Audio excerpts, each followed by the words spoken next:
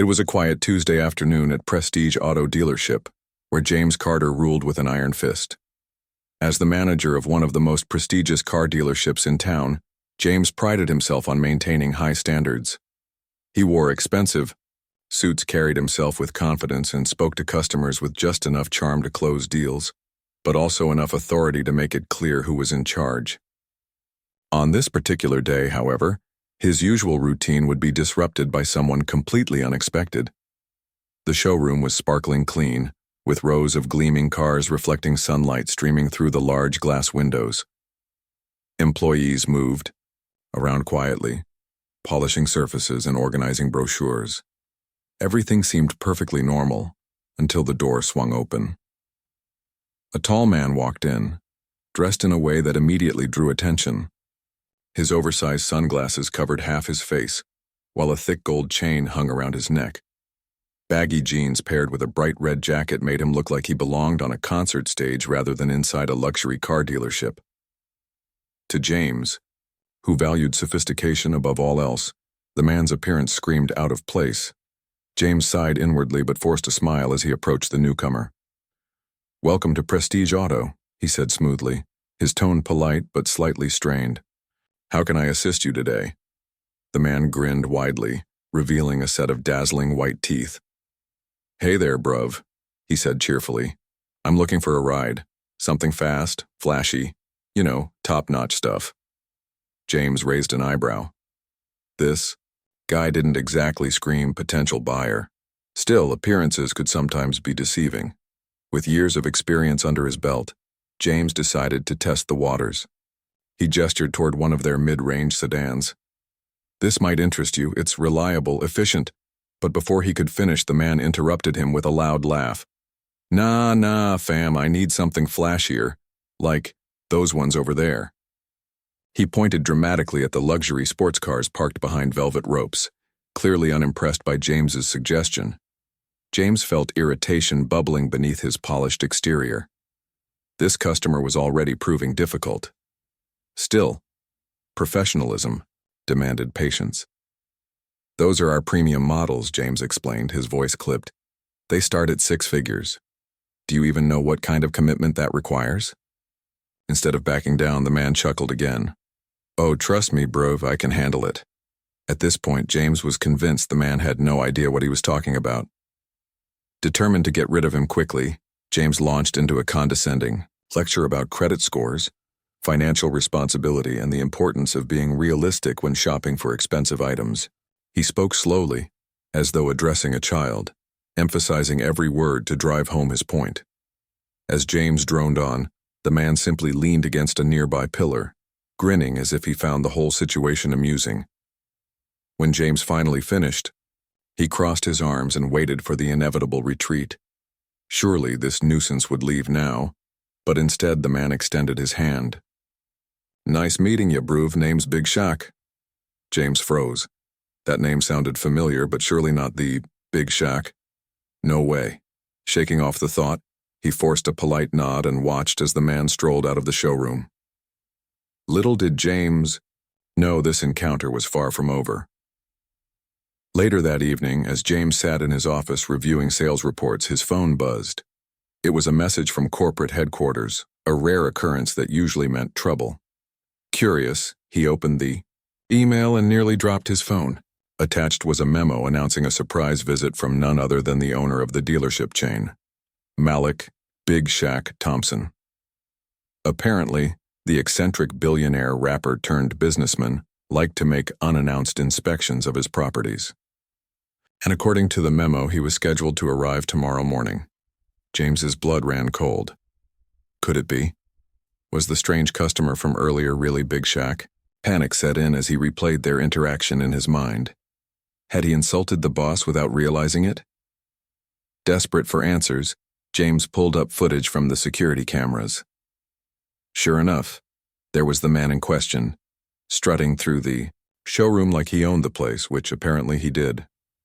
Worse still, the camera captured every smug grin and dismissive gesture James had made during their conversation.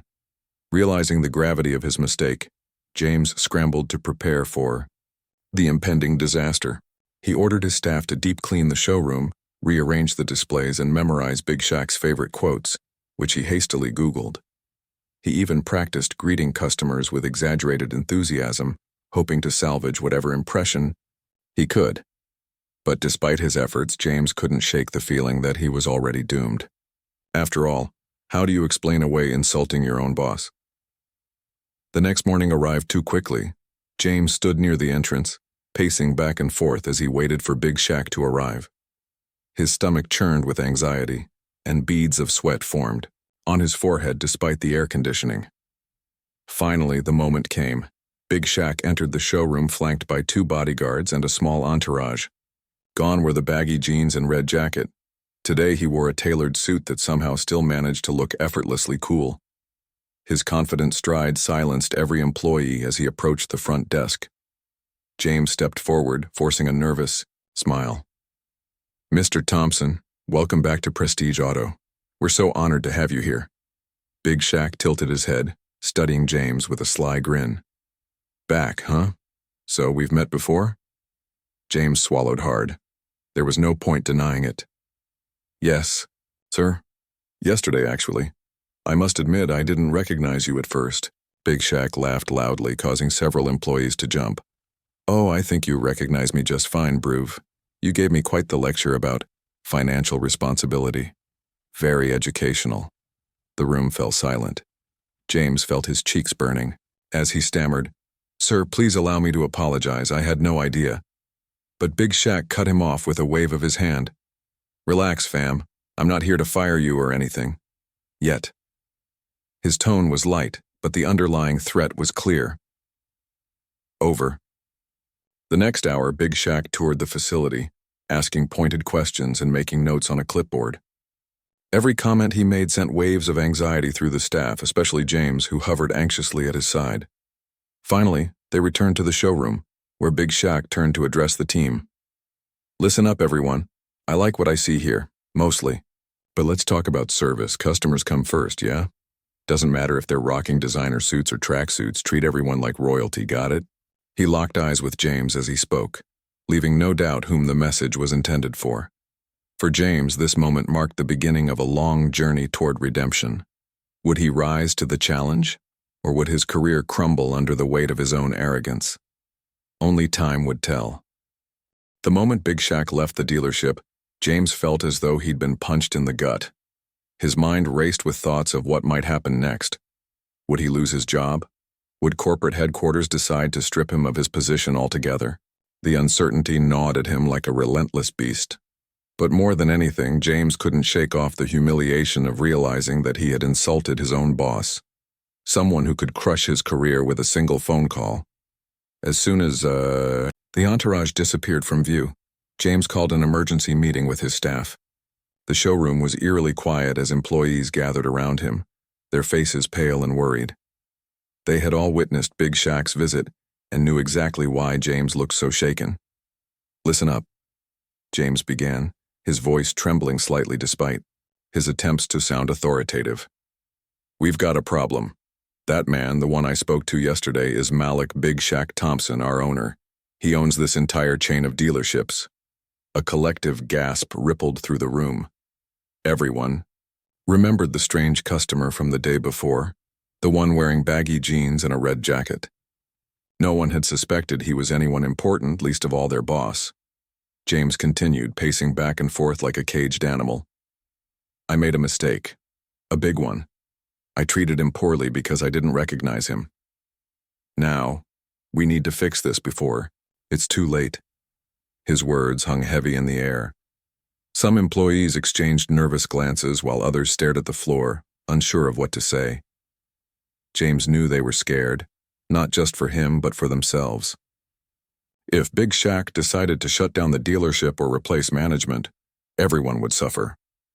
Determined to take control of the situation, James laid out a plan.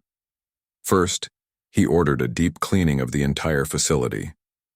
Every corner of the showroom, every display case, every car needed to sparkle like never before. Next, he instructed his team to rearrange the vehicles to highlight the most luxurious models. Finally, he assigned each employee specific tasks to ensure that everything ran smoothly during Big Shaq's next visit, but James wasn't done yet. Knowing that Big Shaq valued personality and charisma as much as professionalism, he decided to teach his staff how to interact with customers in a way that blended warmth with respect. He pulled up videos of interviews featuring Big Shaq and jotted down key phrases the billionaire often used, such as fam, bruv, and trust me. Then, he distributed these notes to his team, insisting they incorporate them into conversations with customers. "You don't have to overdo it," James explained. "Just sprinkle these words naturally when you're talking. Make people feel welcome, like they're part of something special." Despite his efforts, James couldn't escape the nagging feeling that none of this would be enough. What if Big Shaq returned tomorrow and found fault with everything? Or worse, what if he decided to fire James on the spot? These thoughts haunted him throughout the night, leaving him tossing and turning in bed. Facing the music, the next. Morning arrived too quickly. James woke up exhausted but refused to let his fatigue show. Showered, shaved, and dressed in his sharpest suit, he arrived at the dealership hours before opening time. The place looked immaculate. Every surface gleamed, every car was polished to perfection, and the air smelled faintly of fresh flowers thanks to strategically placed bouquets. Employees stood ready, rehearsing greetings and practicing smiles until their cheeks hurt. At precisely 9 a.m., the door swung open. This time, Big Shaq entered alone, without bodyguards or an entourage.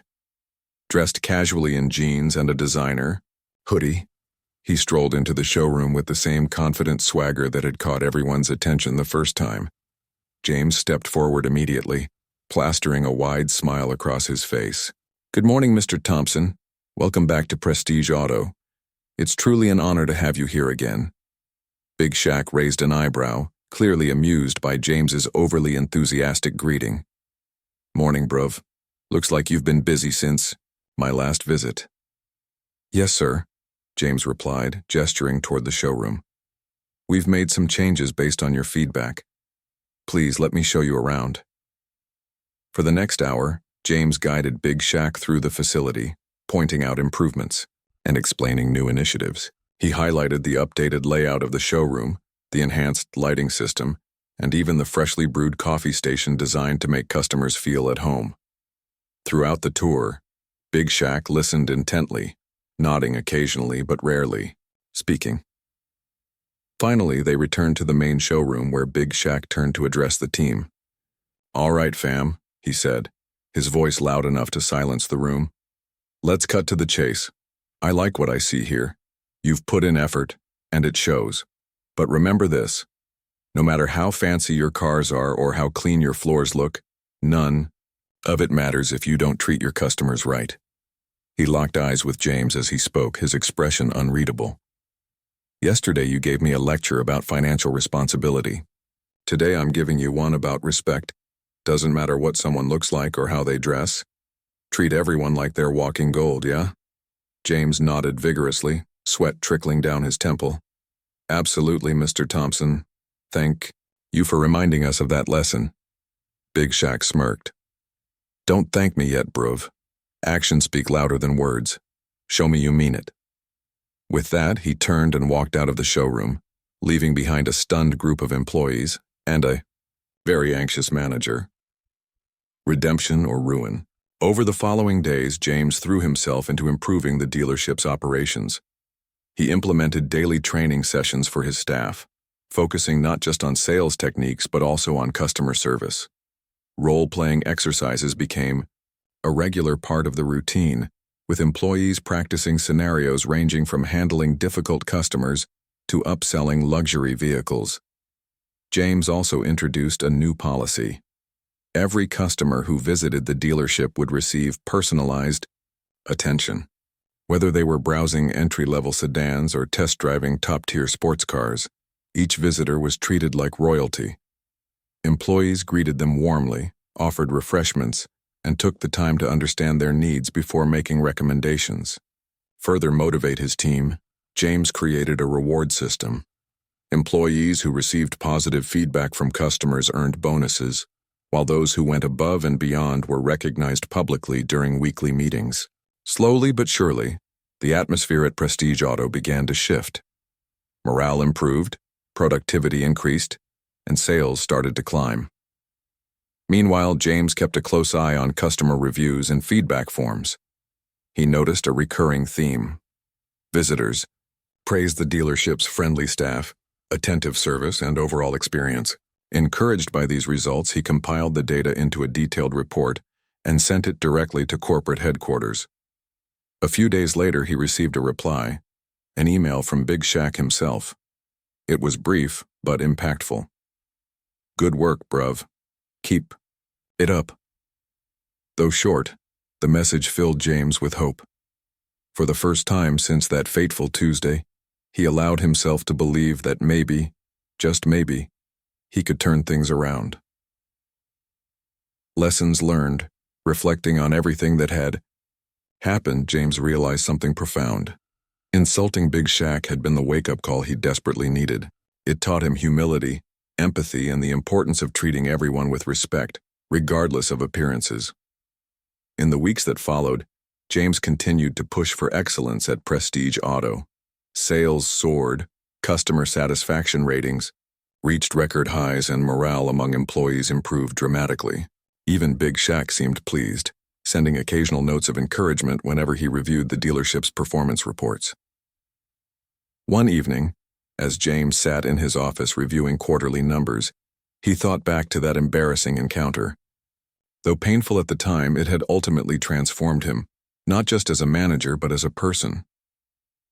From that day forward, James vowed never to judge a book by its cover or underestimate a customer again. After all, sometimes the most unlikely people hold the power to change your life forever. The weeks following Big Shaq's second visit were a whirlwind of activity for James Carter. Determined to prove himself, he threw every ounce of energy into transforming Prestige Auto Dealership into the epitome of excellence. It wasn't just about saving his job anymore. It was about proving to himself and everyone else that he could rise above his mistakes. For James, this period became a test of character, resilience, and leadership.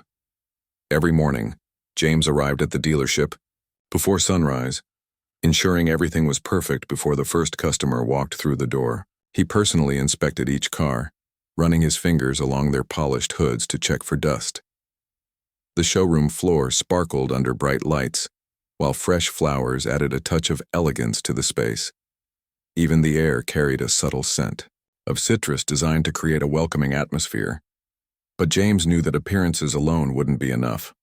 What truly mattered was how customers felt when they interacted with the dealership and its staff.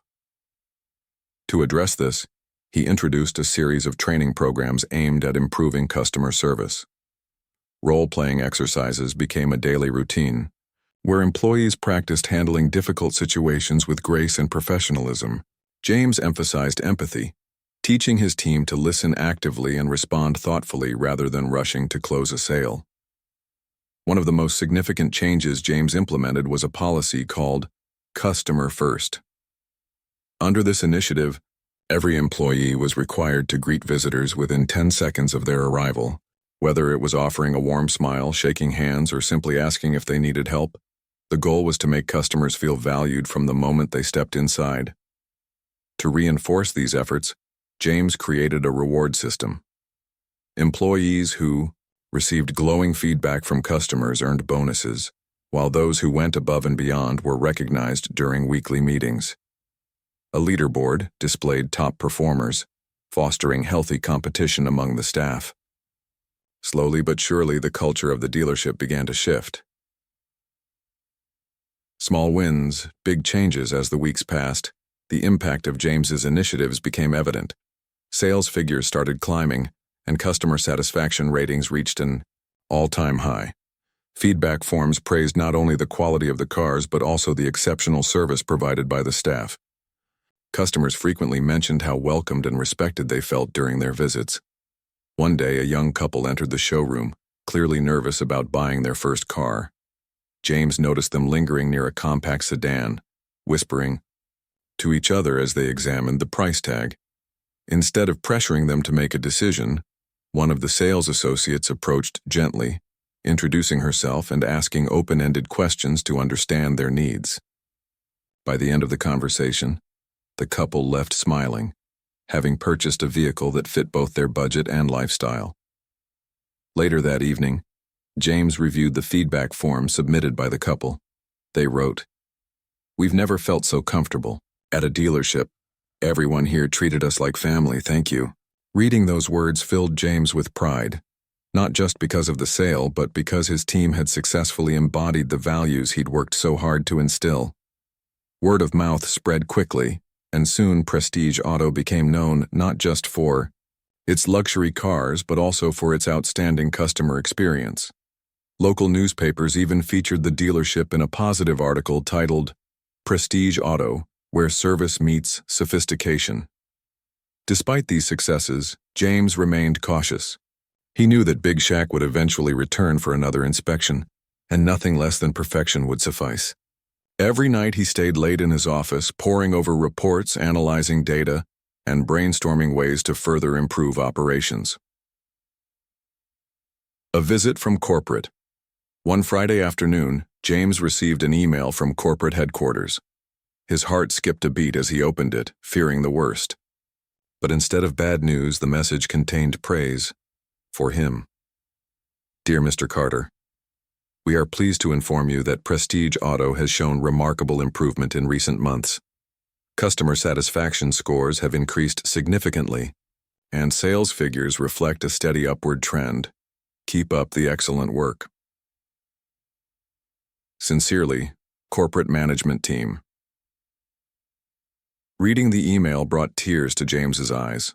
For the first time since Big Shaq's unexpected visit, he allowed himself to breathe a sigh of relief. Maybe, just maybe, he was on the right track. However, the real test came a few days later when Big Shaq announced yet another unannounced visit. This time there was no entourage, no fanfare, just Big Shaq walking into the showroom wearing a casual tracksuit and sneakers. James immediately spotted him and rushed forward, his heart pounding. "Good afternoon, Mr. Thompson. Welcome back to Prestige Auto." Big Shaq grinned, clearly amused by James's eagerness. "Afternoon, bruv. Let's see what you've done since my last visit." For the next hour, James guided Big Shaq through the facility, pointing out improvements and sharing success stories. He highlighted the new training programs, the reward system, and the emphasis on customer-first service. As they toured the showroom, Big Shaq stopped occasionally to speak with employees, asking them about their experiences and how things had changed under James's leadership. Finally, they returned to the main showroom where Big Shaq turned to face James. "All right, fam," he said, folding his arms across his chest. "You've come a long way since our first meeting. I gotta admit, I'm impressed." James exhaled sharply, feeling a wave of relief wash over him. "Thank you, sir. That means a lot coming from you." Big Shaq chuckled. "Don't get too comfy, though. There's still room for improvement. But keep going like this, and you'll go far." With that, he turned and walked out of the showroom, leaving behind a stunned but hopeful manager. Lessons learned. Reflecting on everything that had happened, James realized how much he had grown, not just professionally, but personally. Insulting Big Shaq had been a humbling experience, one that forced him to confront his own biases and shortcomings. It taught him the importance of treating everyone with respect, regardless of appearances. More importantly, it showed him the power of redemption. Mistakes were inevitable, but what truly mattered was how you responded to them. By taking responsibility and working tirelessly to improve, James had transformed not only the dealership, but also himself. In the months that followed, Prestige Auto continued to thrive. Sales soared, employee morale skyrocketed, and customers raved about their experiences. Even Big Shaq seemed pleased, sending occasional notes of encouragement whenever he reviewed the dealership's performance reports. One evening, as James sat in his office reviewing quarterly numbers, he thought back to that embarrassing encounter. Though painful at the time, it had ultimately been the catalyst for his transformation. From that day forward, James vowed never to judge a book by its cover or underestimate a customer again. After all, sometimes the most unlikely people hold the power to change your life forever. And for James Carter, that unlikely person had been Big Shaq. The months that followed Big Shaq's last visit marked a turning point for James Carter and Prestige Auto Dealership. What had once been a place defined by cold professionalism and rigid expectations transformed into a hub of warmth, energy, and exceptional service. For James, this period wasn't just about rebuilding his reputation. It was about proving to himself that he could lead with humility, empathy, and integrity. Every day brought new challenges, but also new opportunities to grow. One of the most noticeable changes at the dealership was the shift in employee morale. Gone were the days when staff members tiptoed around James, afraid of his sharp tongue or critical gaze. Instead, the atmosphere buzzed with positivity and collaboration. Employees who had previously felt undervalued now took pride in their work, knowing their efforts were recognized and appreciated. The reward system James had implemented played a significant role in this transformation. Bonuses and public acknowledgement motivated the team to go above and beyond, creating a culture where everyone strived to excel. James himself underwent a remarkable change. Once known for his arrogance and impatience, he now led with kindness and understanding. He made it a point to connect with his employees on a personal level, learning about their lives outside of work and supporting them whenever possible. During weekly meetings, he encouraged open communication, inviting feedback and suggestions from his team. This approach not only strengthened his relationship with the staff, but also fostered a sense of ownership and accountability among them. Customers noticed the difference too. Word spread quickly about the new Prestige Auto, a dealership where luxury cars came paired with genuine care and attention. People began flocking to the showroom, drawn not just by the promise of high-end vehicles, but by the assurance of an unforgettable experience. Sales soared, and repeat customers became the norm rather than the exception. The ripple effect as Prestige Auto flourished. Its success created a ripple effect throughout the community. Local businesses benefited from increased foot traffic, while residents praised the dealership for setting a new standard of excellence. Even competitors couldn't help but take notice, adopting similar strategies in hopes of matching its success. For James, the highlight of this journey was seeing how his efforts impacted individual lives. One afternoon, a middle-aged man named Robert entered the showroom, visibly nervous. Dressed in worn-out clothes and carrying a tattered notebook, he looked out of place among the gleaming sports cars and luxury sedans. Instead of dismissing him, one of the sales associates greeted Robert warmly and asked if he needed assistance. After some hesitation, Robert admitted he was looking for a reliable car to help him secure a better job. Though his budget was modest, the associate listened attentively and showed him several affordable options. By the end of the day, Robert drove away in a used sedan, tears streaming down his face as he thanked the team for believing in him. Stories like Robert's reminded James why he had chosen this path. It wasn't just about selling cars, it was about making a difference. Each satisfied customer represented more than a successful transaction.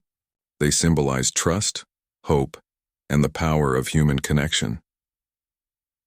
Recognition from above Big Shaq kept tabs on the dealership's progress, occasionally sending encouraging messages or dropping by unannounced. While these visits still made James nervous, they no longer filled him with dread. Instead, he saw them as opportunities to showcase how far the dealership, and he himself, had come. One such visit occurred on a crisp autumn morning. Big Shaq arrived wearing a leather jacket and aviator sunglasses, exuding the same confident charm that had initially caught James's attention. As usual, he toured the facility, inspecting every detail and engaging with employees. But this time, something felt different. When Big Shaq reached the main showroom, he turned to James with a thoughtful expression. "You've done good, bruv," he said, his tone sincere. "Real good." James smiled, relief washing over him. "Thank you, Mr. Thompson. That means a lot coming from you." Big Shaq nodded, then added, "But don't stop now. Keep pushing. Keep improving. You've got potential. Lots of it." With those words, he walked out of the showroom, leaving behind a manager who finally felt secure in his position. Personal growth. Beyond the professional accolades, James experienced profound personal growth during this time. He realized that leadership wasn't about wielding authority or barking orders. It was about inspiring others to be their best selves. By treating his employees and customers with respect, he had earned their loyalty and admiration. This newfound perspective extended beyond the dealership. At home, James became a better husband and father. He spent more time with his family, listening to their concerns and supporting their dreams. His wife often joked that she hardly recognized the man who used to bring work stress into their home. Even his teenage son, who had once complained about his dad's constant negativity, now looked up to him with admiration. "Dad, I'm proud of you," the boy said one evening over dinner. "You're not just a great manager, you're a great person."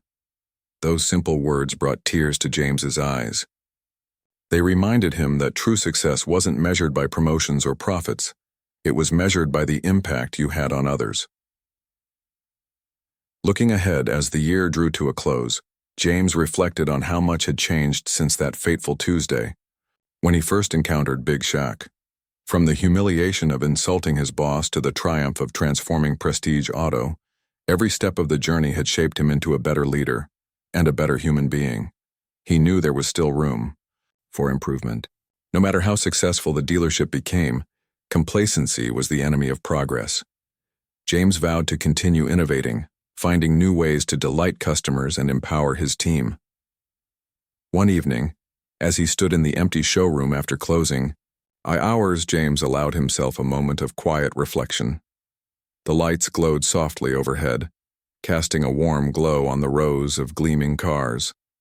For the first time in years, he felt truly content, not because of what he had achieved, but because of who he had become.